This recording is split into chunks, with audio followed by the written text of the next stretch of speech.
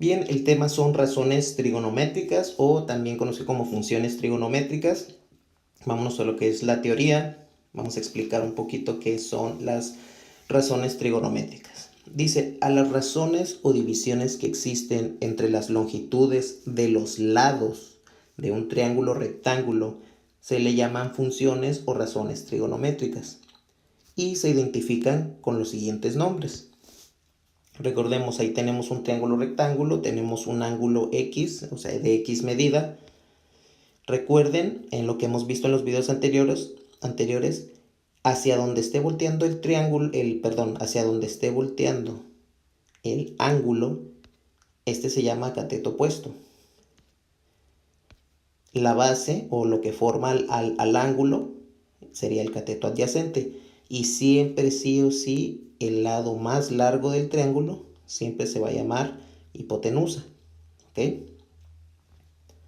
Bien, recordando un poquito estos aspectos básicos, es importante recordar que la identificación de los catetos va a depender de la posición del ángulo en el triángulo rectángulo. ¿Ok? Ahorita nosotros estamos trabajando con este ángulo. ¿Ok? Por eso es que este es cateto opuesto, el que está aquí abajito, cateto adyacente, y el lado más largo, hipotenusa. Pero igual, no siempre se va a estar trabajando con ese ángulo. Después se puede trabajar con este, y ahora con este ángulo, y ahora pues este ya no sería cateto adyacente. ¿Ok? A eso es lo que se refiere esta pequeña nota. Ya sería opuesto. ¿Ok? Opuesto. Y este que está aquí pues dejaría de ser opuesto y sería adyacente. ¿Ok? Pero bueno, ahorita no es el caso. Ahorita con lo que estamos trabajando es con este ángulo. ¿Ok? Entonces, por lo tanto, este es el opuesto y este es el adyacente. Bien, continuamos. De este ángulo, pues surgen estas funciones trigonométricas, que son las longitudes de los lados, son divisiones entre esas longitudes de los lados. Son estas 6 que vamos a ver a continuación. Son como, miren, como unas formulitas, ¿ok?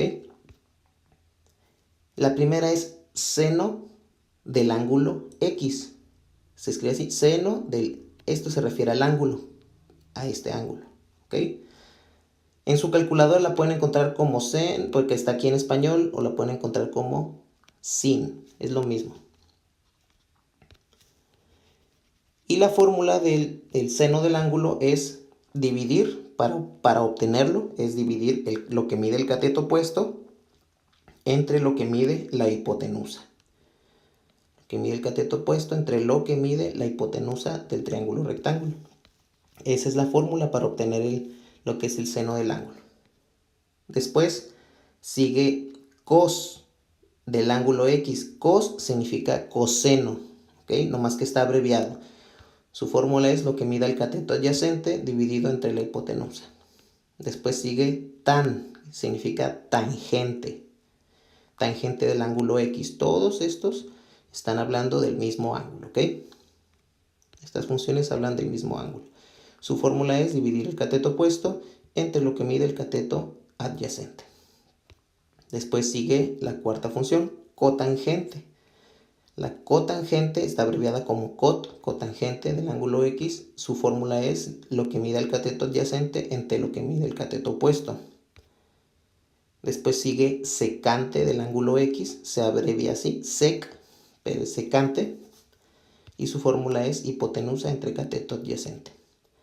Y por último, esta abreviación que significa cosecante, y se abrevia así, CSC, su fórmula es hipotenusa entre cateto opuesto.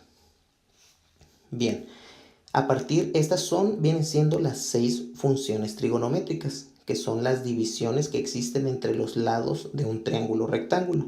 Y esas nos van a servir para calcular estas medidas. Entonces, vamos a ver un ejemplo sencillo. Dice, encuentra las 6 funciones trigonométricas del ángulo alfa, ese que parece como un pescadito, en el siguiente triángulo rectángulo. Fíjense bien. Ahí nos dan un triángulo rectángulo, nos están dando las medidas y lo primero que tenemos que hacer es identificar a los catetos antes de aplicar las fórmulas. Como yo estoy trabajando con este ángulo, entonces me fijo hacia dónde está volteando o hacia dónde mira, okay, hasta el 5.4. Entonces, ese va a venir siendo el cateto opuesto. Después, el que está aquí abajito vendría siendo cateto adyacente.